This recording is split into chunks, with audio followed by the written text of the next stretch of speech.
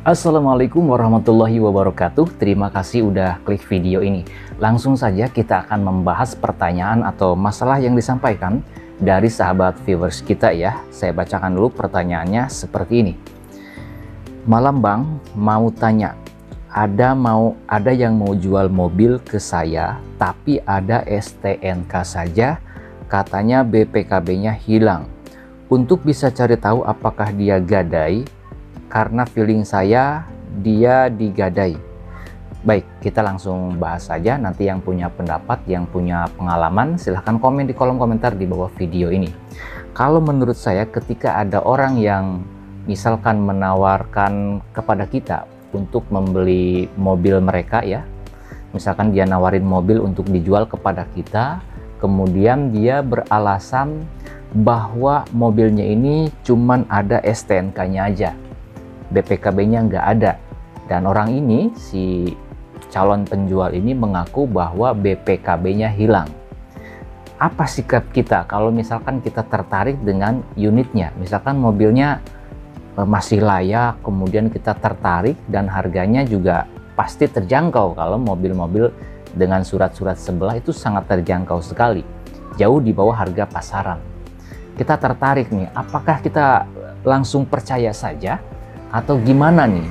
Kalau menurut saya lebih amannya harus dipertimbangkan matang-matang, dipikirkan matang-matang.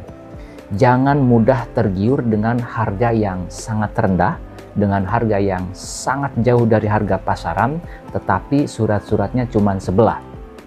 Apalagi tadi dia menyampaikan si pemilik mobil ini yang mengaku BPKB-nya hilang. Kalau memang benar-benar hilang, kita berhak untuk mempertanyakan mana bukti kehilangannya. Minta ditunjukkan surat keterangan kehilangan atau misalkan surat keterangan kehilangan dari pihak kepolisian.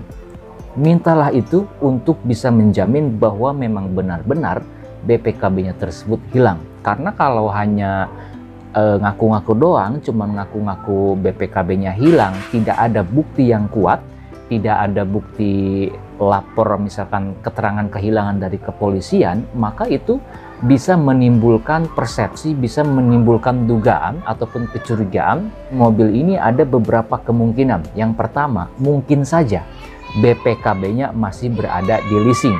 Dalam artian, mobil tersebut patut diduga masih menjadi objek jaminan fidusia atau mobil kreditan di leasing yang mana kreditnya atau cicilannya belum lunas. Nah, itu bisa saja terjadi seperti itu. Atau kemungkinan kedua, mobil tersebut bisa saja merupakan hasil tindak pidana. Misalkan tindak pidana pencurian atau tindak pidana penggelapan. Itu bisa saja terjadi. Itu kemungkinan yang kedua. Atau kemungkinan yang ketiga, bisa saja mobil tersebut adalah barang bukti atas tindak pidana yang dilakukan oleh orang yang melakukan tindak pidana, di mana misalkan mobil tersebut digunakan untuk melakukan tindak pidana, untuk melakukan tindak kejahatan. Ya, bisa saja itu juga terjadi. Kemudian mobil tersebut sedang menjadi target pencarian pihak kepolisian.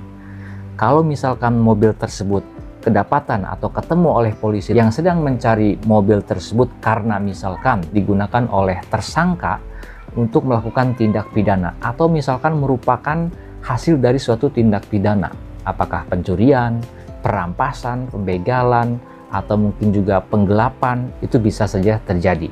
Nah, oleh karena itu, kalau saya pribadi, kalau dalam posisi ada yang nawarin mobil seperti itu, saya tidak akan melanjutkan untuk bernegosiasi. Saya tidak akan tertarik untuk membeli mobil tersebut. Kecuali misalkan ada bukti kehilangan, ada bukti keterangan kehilangan dari kepolisian, yaitu kalau misalkan tertarik ya sah-sah saja, silakan saja. Jadi kalau misalkan nggak mau ribet, cari aman aja, tentu ya carilah mobil-mobil bekas pakai yang surat-suratnya lengkap. Gimana nih kalau misalkan kita memaksakan diri untuk membeli mobil tersebut, kondisi BPKB-nya nggak ada, kemudian orang yang ngaku hilang tapi nggak ada di keterangan kehilangan. Kita paksain aja beli mobil itu karena misalkan harganya jauh di bawah harga pasaran. Maka kita akan berpotensi terseret masalah hukum, terseret kasus hukum. Bisa saja kalau misalkan mobil tersebut ternyata merupakan barang bukti tindak pidana, atau misalkan merupakan mobil yang masih kredit, belum lunas cicilannya, kita bisa terkena tuduhan pidana melakukan tindak pidana penadahan, mana ancaman pidananya cukup tinggi. Dan kalau kita sudah berurusan dengan masalah hukum, tentu kita akan menghadapi berbagai macam tekanan ya, tekanan pikiran, psikologis, dan lain sebagainya.